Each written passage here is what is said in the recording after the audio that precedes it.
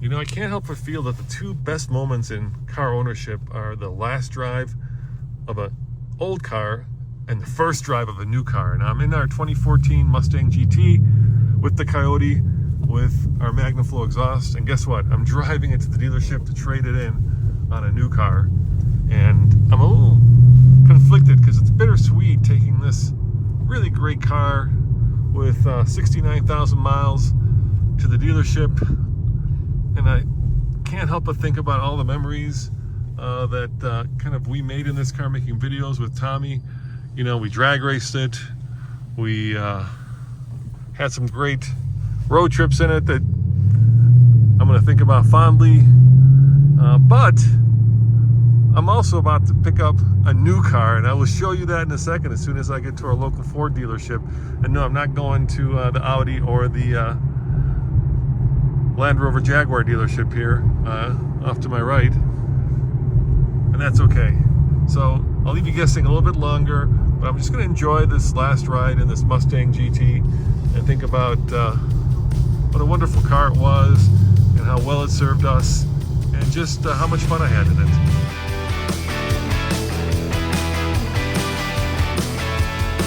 Our next newest purchase, this is a 2014 Ford Mustang GT, the S197 body style. A lot of things about this car are proper, but it's too quiet also.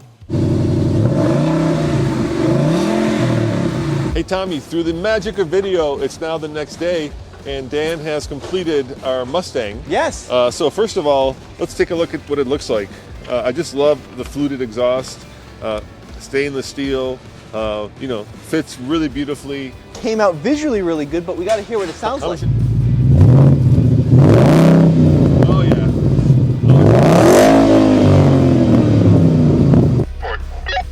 In 3, 2, 1, go. Oh, I got him off the line.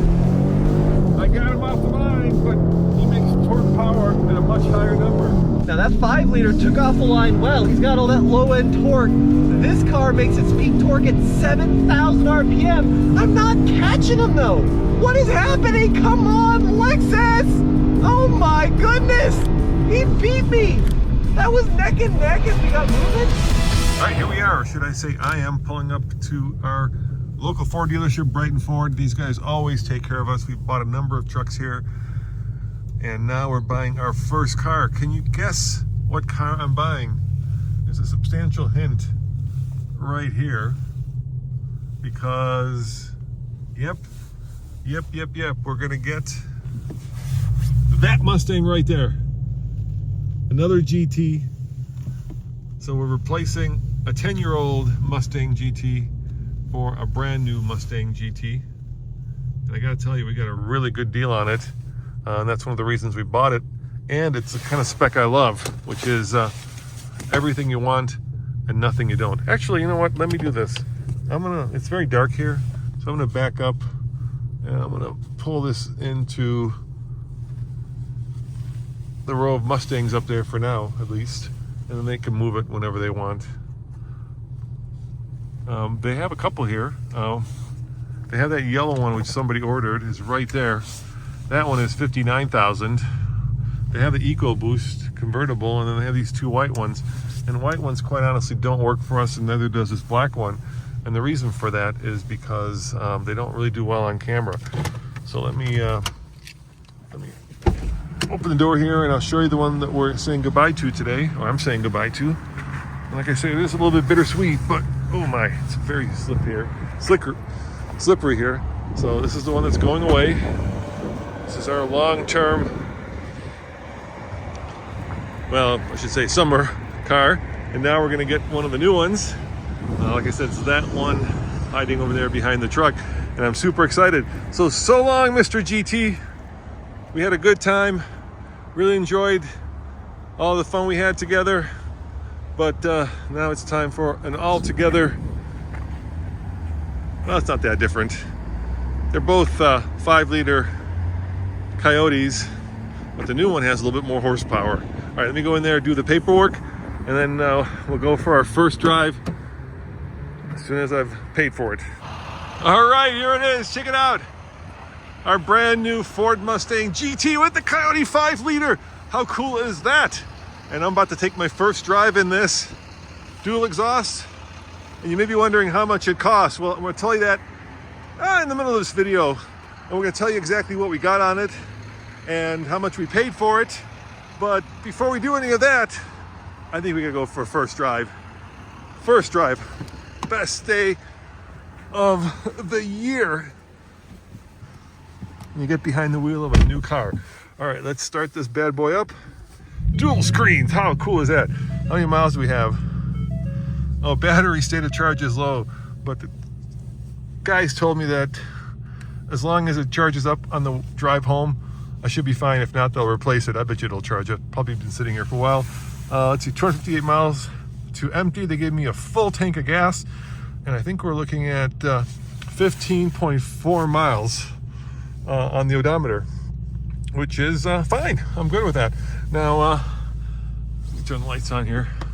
Now, this particular GT isn't the fancy one. Like I said, we like to get everything we need, nothing we don't. So leather seats we don't need, so we've got cloth seats. But it does have something cool, which is, can you hear that? Yep, that's the active exhaust. So we've got active exhaust. Holy cannoli, look at that. We have heated seats. I didn't think we had heated seats. How cool is that? I guess we have heated seats. Who would have thunk? All right, I'm gonna put my seatbelt on, and we're gonna take this guy for our first drive. Click it in. And you may be wondering, why didn't we get the manual? And that's a really good question. And I would actually love a manual transmission, you know, considering that this is one of the last V8 standing. As you guys know, the Camaro is gone. The Dodge Charger Challenger twins are gone. And so Ford's the last muscle car, Ford's this pony car standing.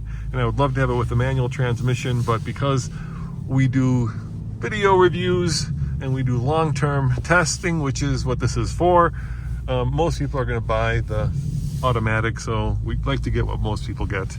And also, it's a lot easier to sell at the end of the year when we're done with this. When I went to trade in the other one, I remember Josh, the sales manager here, he asked me, how many miles, what year, what's the VIN? And then he said, automatic or manual? And we said manual. He kind of gave me this look like, please say it's not a manual. And I was like, no, it's an automatic. Much harder to sell.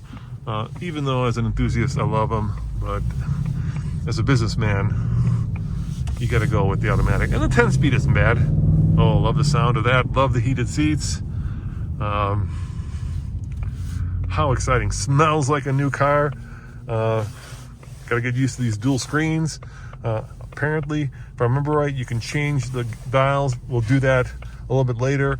Right now, I just want to concentrate on what it's like to drive this. We've gone up in horsepower because we got the active exhaust. Normally, this 5-liter has 460 horsepower. The old one was 420. But you get 20 more with the active exhaust, so we're at 480 horsepower.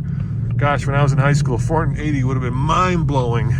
And now, you can get it at your local Ford dealership out of a GT. Oh yeah, it feels good. Thick steering wheel.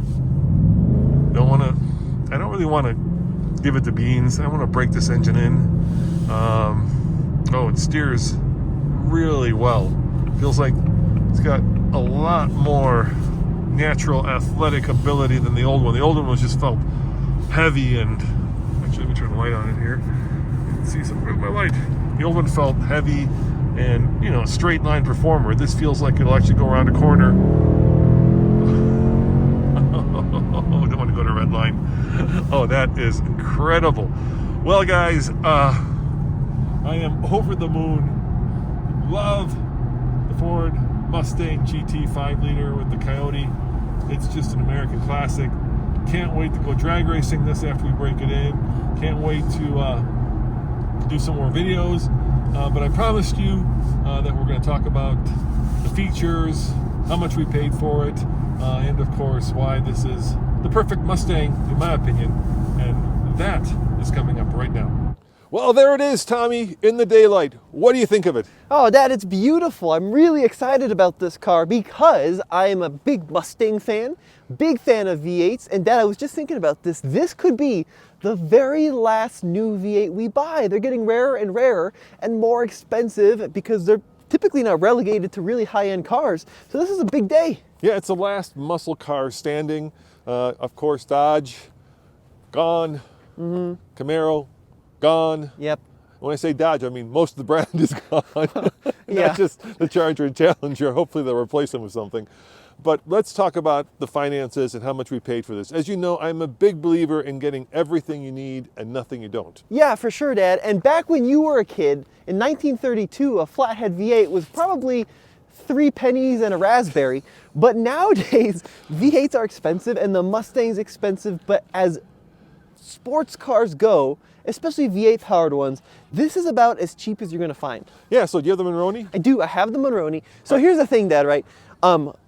Realistically, it would be possible to get a cheaper Mustang from an MSRP standpoint. But for what we paid for this vehicle, it's about as cheap as you're going to get because we got a substantial discount, which we'll talk about in a little sec here. So here is the sticker. So 2024 GT Coupe, 5-liter V8. Now the sticker price on this one, $47,910, and that is not cheap by any stretch of the imagination.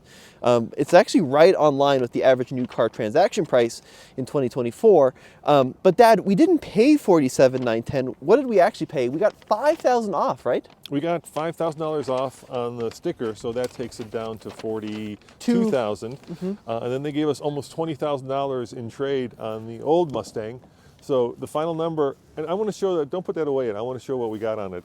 The final number we paid was $26,499 with the trade and with taxes. That was everything out the door. So with taxes and registration fees and whatever, we were in at about $46,000, $45,000. Exactly. With when you account for the trade and that kind of thing. Now let's talk about this everything you need, nothing you don't that I was talking about. So why don't you show them what options we got, because this doesn't have many options, which is what I love about it. Yeah, well, this is a base GT Coupe, so it's not a premium. It's not a dark horse. It's not a performance pack. It doesn't have the performance pack, no. So it only has a couple options. So first of all, it does have the Equipment Brute 301A, which gives you Sirius XM, and then the dual zone electronic auto temperature control. That's $2,000. The 10-speed automatic, $1,600, and the active valve exhaust was another $1,225. So you could save some money if you went with other options that didn't include the valving and some of the convenience features here. But here's the thing, Dad. You just walked in off the street and ended up buying this for basically $42,000, yeah, which is about as cheap as you're going to get a new Mustang.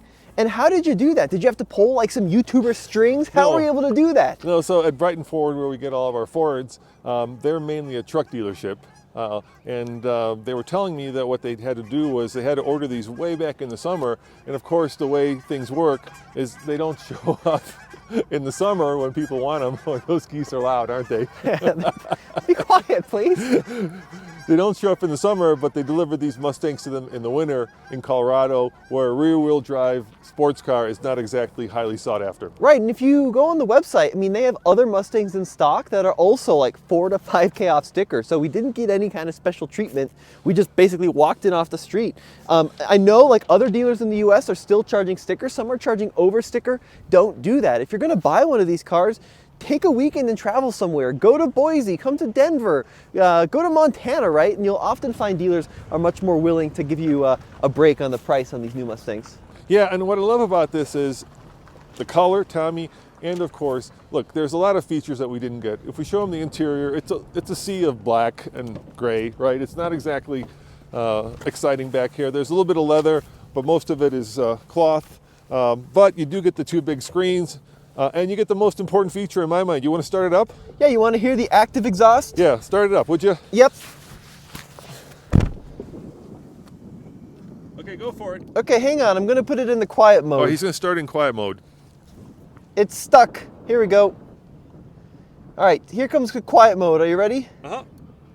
Oh, man, Dad, this system's a little slow to boot up. It's still booting up. Good thing we rehearsed this, Tommy. Dad, it's not booted up yet. What is it? Is the cold getting to it? It's just flashing the Mustang logo. Oh, God. Look at this. Come on. We got like 20 miles. Here we go. All right. Okay, it's booted up. All right, here's the quiet mode. Are you ready?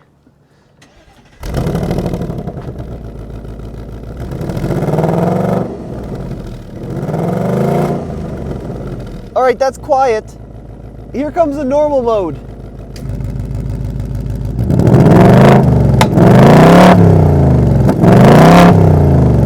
All right, here comes the sport mode.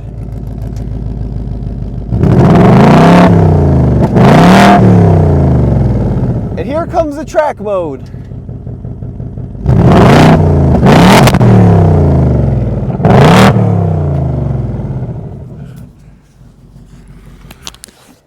Yeah, that is fantastic. That's got to be one of the best exhaust notes. Yeah.